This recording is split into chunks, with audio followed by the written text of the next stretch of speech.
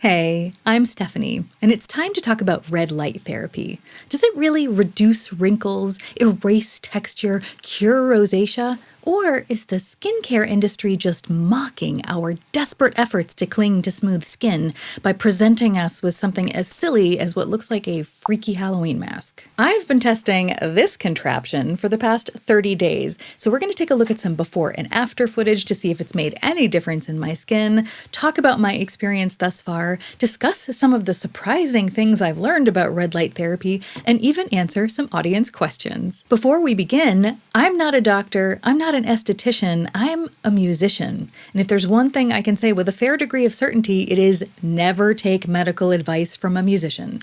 Let's begin by talking about red light therapy in general. What is it, and what is it supposed to do? Well, it's a little bit more complicated than this, but in very, very, very simple terms, you shine red light on your skin. That causes the cells to create different substances, which in turn makes your skin look better, younger, smoother, firmer, plumper. But is it just a bunch of woo-woo crazy pants pseudoscience? Because if we're being honest with ourselves, doesn't it seem just a little bit sketchy? Are you looking for a quick and painless path to better skin?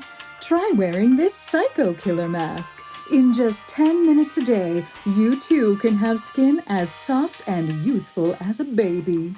But it turns out scientists have actually found that exposure to certain wavelengths of the electromagnetic spectrum, of which light is a part, can actually have multiple benefits for our bodies, including for our skin. Clinical studies have shown that exposing our skin to a combination of red and infrared wavelengths can trigger changes in the way our cells behave, resulting in things like reduced inflammation, redness, wrinkles and texture, increased production of collagen and elastin, creating better skin elasticity, and even improved wound healing. But you don't have to take my word for it. I've left several studies below. And dermatologists around the world seem to agree, since they have long been using red light therapy, also known as photobiomodulation, to treat things like rosacea, to accelerate wound healing, and even aid in cosmetic aspects such as reducing fine lines and wrinkles. So if we get an LED or light panel that emits the right wavelengths, then theoretically, we can get similar results at home.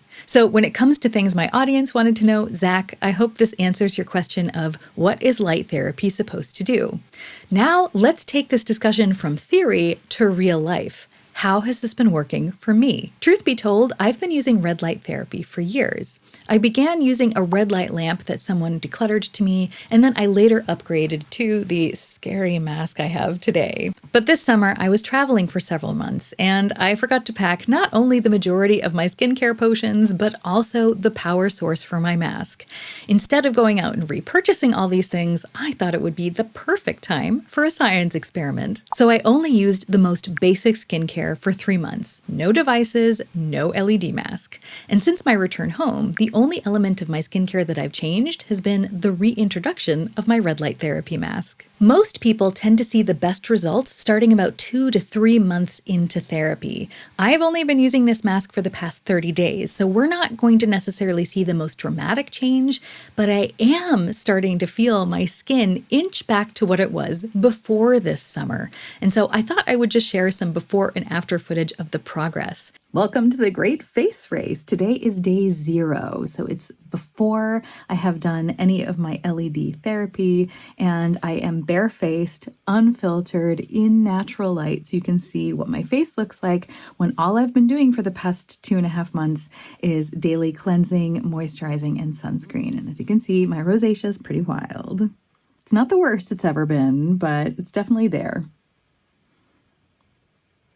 Welcome to day 30 of my red light therapy trial. The only thing that I have changed in my skincare over the past 30 days has been that I have added wearing an LED mask for 10 minutes every single day to see what difference it might make in my skin. And I'm looking forward to seeing the footage when I'm editing this to see if there actually is a difference, because at least in my mind, I think there is.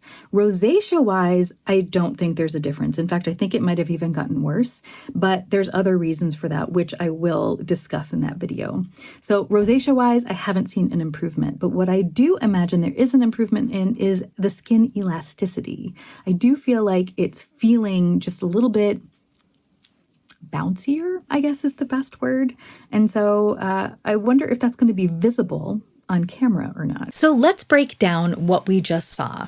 I'd like to look at two different aspects. One is my rosacea, or the redness on my skin, and the other one is the elasticity and firmness of my skin. Let's start with the rosacea, because that's the area in which I was hoping to see the most immediate difference.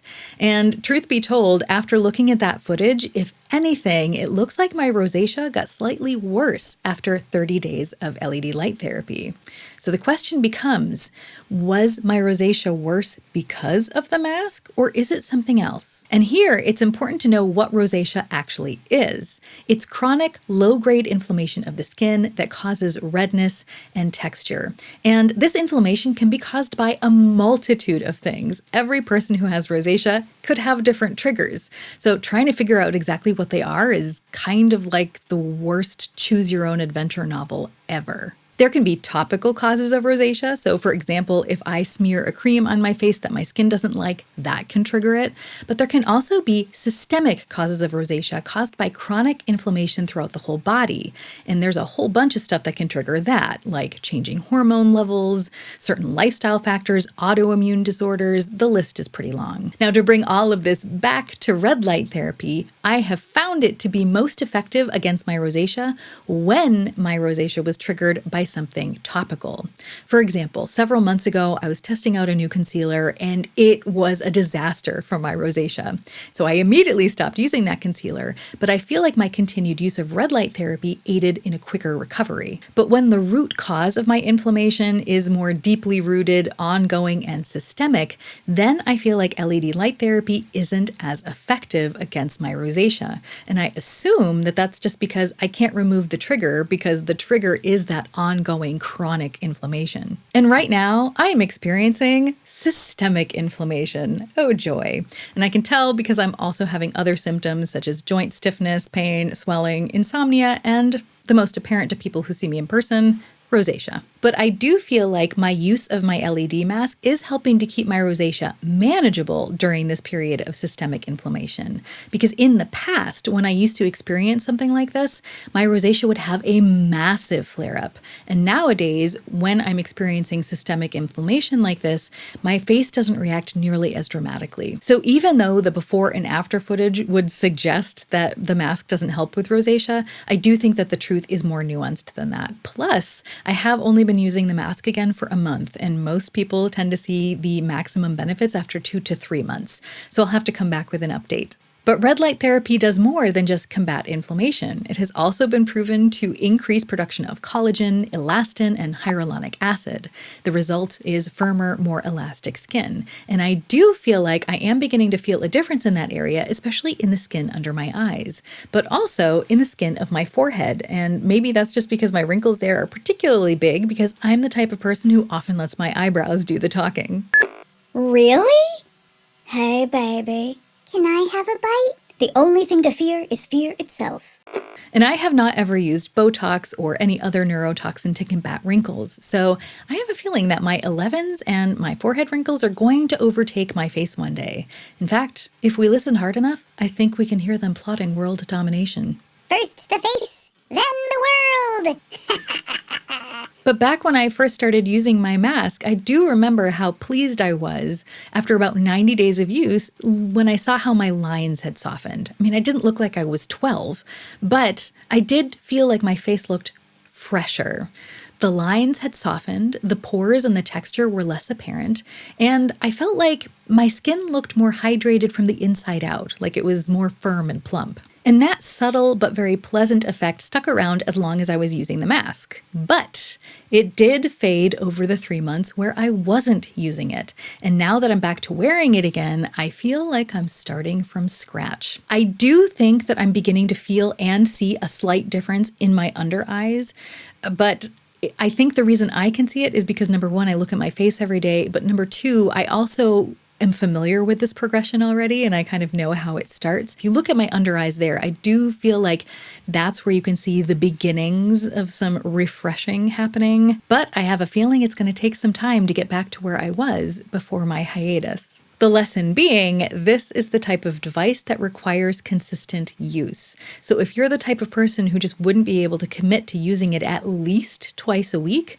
then I'm not so sure this sort of thing would be worth it for you. So let's get into what it's like to actually use and wear an LED mask, because there are definitely things you can and cannot do when wearing one. My mask comes with a battery, which means theoretically I can be mobile because I don't have to be attached to a wall socket. But having such a bright light so close to my face just makes everything other than the mask look almost black. It's so dark.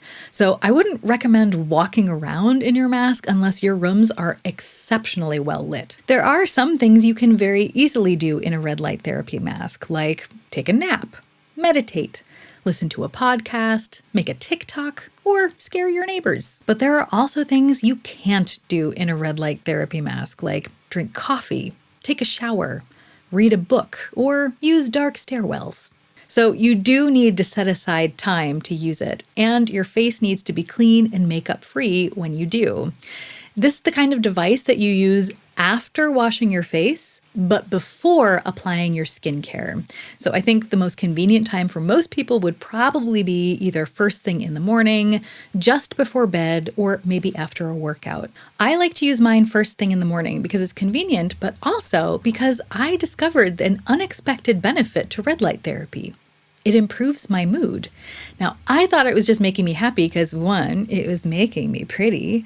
2, the light coming through my closed eyelids reminded me of vacations at the beach, taking a nap, while the sun seeped through my eyelids, creating a sea of warm red and happy memories. But 3, I can use it to scare my neighbors, which delights me to no end. And those things might be true, but it turns out there's clinical evidence that red light therapy can actually improve mood. So all in all, I feel like this device helps me manage the worst of my rosacea. If I use it long enough, I feel like it also visibly improves fine lines, wrinkles, skin texture, and also improves elasticity and firmness. Plus, it puts me in better spirits. So is it worth it for me? I feel like it is. But do I think it's worth it for everyone? No. First off, if you won't use it consistently, save your money. Don't get it. Because this type of therapy is cumulative, meaning if you cannot use it regularly over a long period of time, you're never going to see the best results. So if you are in a busy season of life where it's just not realistic for you to be able to consistently take 10 minutes out of your day to simply sit still and look like a crazy person, that's okay. And seasons change, so I would just wait until the timing's better for you. Number 2, if you are young and healthy and your skin is still naturally producing tons of collagen and elastin and hyaluronic acid, I would save your money. You are in a phase of your life where you can take full advantage of all the benefits of youth, one of which is that you have not yet written the story of your life on your face. So take this opportunity to create happy lines instead of worried lines by saving money instead of worrying about how to pay for such a silly looking mask. And lastly, don't get this if you are expecting a miracle, because you will be disappointed. Although I have found the differences to be noticeable, they are subtle. But if you're interested in trying out red light therapy, what would I recommend? Well, there are lamps, there are panels, and there are masks. When it comes to masks, Omnilux is the only company I've ever tried. And the reason that I chose this brand after researching several of them were that the brand seems to be the industry standard that a whole lot of dermatologists and estheticians use for their medical grade photobiomodulation panels in office. So I took that as a sign to mean that this company is reliable and delivers on its claims. Another reason is that this mask combines both red light and infrared energy, which according to studies is more effective than using either of those wavelengths on their own. And this mask also emits wavelengths that are within the range that studies indicate would be most effective. So I'm going to look at my notes here, but that's 633 nanometers red light, which is supposed to reduce inflammation, pigmentation, and redness. And this also emits 830 nanometers near infrared to target deeper cells and stimulate collagen and elastin production. At the time of my purchase anyway, the light density of the mask, so the number of LEDs per inch, seemed to be the most effective and give me the best value at the price point I was searching. And lastly, this is a flexible mask. A lot of the masks that I had seen out there had a hard plastic shell, and I have very deep set eyes and a prominent nose, so I was really worried that if I got a mask with a hard shell, it wouldn't fit properly, and then it would be uncomfortable, but even worse, it might be ineffective because the lights might not be able to be close enough to my skin. So that's why I opted for a flexible version. I'll link my mask in the show notes in case you'd like to take a closer look. I also know that Omnilux makes a blue light mask to help people struggling with active acne, and they also make a red light mask specifically for men because apparently men have thicker skin and therefore they need different wavelengths to maintain effectiveness. So I'll link all of those below. They are affiliate links, so I will earn a small commission if you use them for your purchase. If you choose to do that, thank you so much for your support, but I also understand that purchasing an LED device like this is a hefty investment. So let's talk about some more affordable options. I've also included some additional links to devices like lamps and panels that are at a lower price point. But there are a couple things I think you should keep in mind as you're choosing the solution that's best for you. The first thing is that you should always check the specifications to make sure that the output wavelengths will be effective ones. According to studies, and I'm going to refer to them over here so that I don't get the numbers wrong, it seems like the ideal range for red light is between 610 and 670 nanometers. The ideal range for near infrared seems to be between 820 and 850 nanometers for women and between 1,000 to 2,200 nanometers for men due to the differences in the thicknesses of our skin. And if you'd like that information, it will be in the description box so that you can easily access it. The second thing is that studies seem to indicate that red light therapy is most effective when combined with near infrared wavelengths. So whatever lamp, panel, or mask you're looking at, make sure that it simultaneously emits red light and near infrared wavelengths. Point number 3 is look at how many LEDs per inch your device has. Oftentimes, these devices look the same at first glance, but different brands and different price points often offer different numbers of LEDs per inch, and you're going to want to maximize that to get the best effectiveness. The fourth point, if you are looking for a mask, make sure that you check out how the mask attaches to the face. When I was looking at a bunch of flexible masks, this one had 2 straps, but many of them only had one in the middle. I ended up being really happy that I chose one with 2 straps because this gives me a lot more flexibility when making adjustments, and that helps me get a better fit, which is ultimately more comfortable, but also more effective because it adjusts more accurately to the contours of my face. And lastly, I would suggest waiting for a sale. These devices are great, but they are pricey and they are not necessities, meaning we can take our sweet time waiting for the best deal. A lot of companies out there will give you a 10 or 15% discount code just for signing up for their email list. But also, once you're on that email list, you'll get notified if they happen to have a sale. I personally waited until Black Friday to purchase mine. Now let's dive deeper into the nitty-gritty of the more affordable options because before recording this video, I asked my Instagram feed if they had any questions about red light therapy, and one of the issues was, what are the options for more affordable red light therapy? So let's begin the Q&A section. Mary asked, have you tried different priced devices?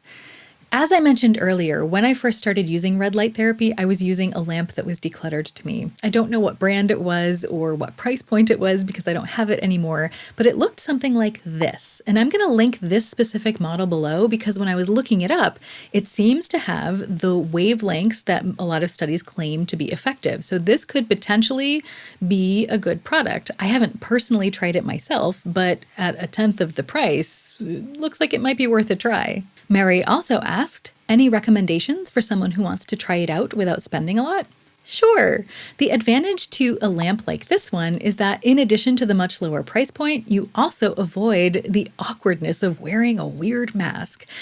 The disadvantage is that it is more difficult to get even exposure. At least that was my experience when I was using the lamp, and that's why I ultimately decided to upgrade to a mask. But if you just want to try it out and see if it works for you, see if you can be consistent with it, then I think that a lamp like this one would probably be a good try.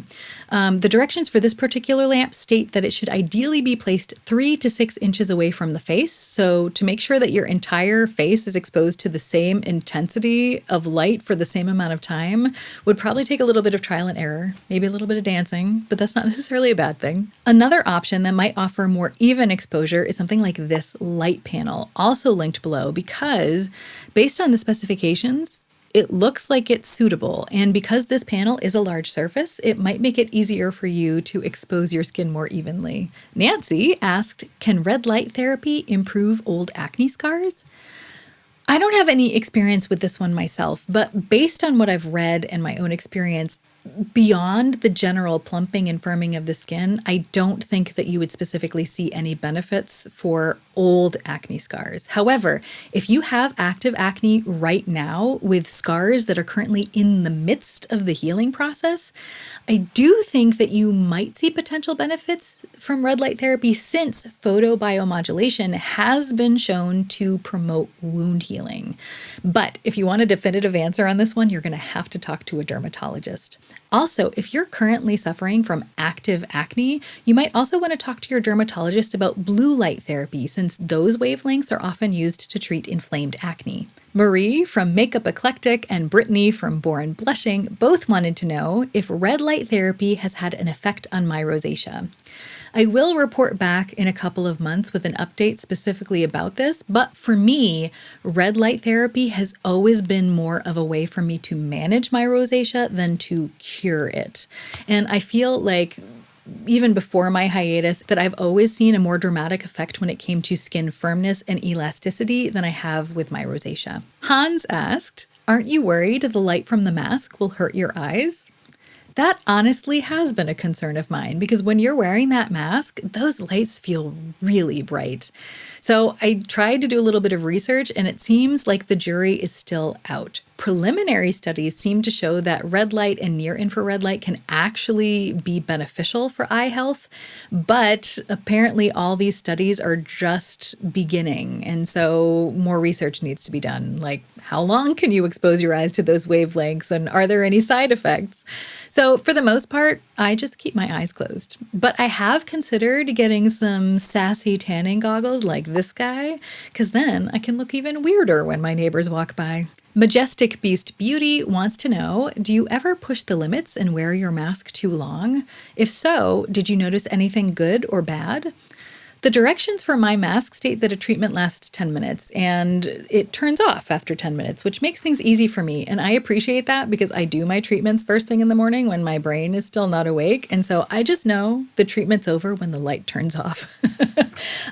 And so I haven't tried wearing it for longer for a couple of reasons. One is because I am wearing this first thing in the morning, and at that point in my day, I don't necessarily have time to extend my session.